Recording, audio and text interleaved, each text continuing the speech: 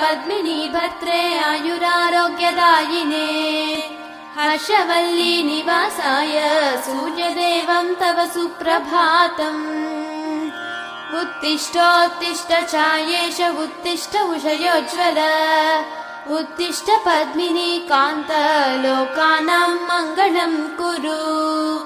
मातः समस्त जगतां मधुकैटभारेः सव्येतराक्षी परितोषिणि पद्मनीड्ये नाथानुबद्ध भुवनावनबद्ध दीक्षे प्रत्यक्ष दैवतरमे तव सुप्रभातम् छाये किलाश्रित वरप्रद कल्पकल्पे विस्वाप्तधाम निलयामल दिव्यभासे आयाहि शीघ्रमघनासिनि संश्रितानां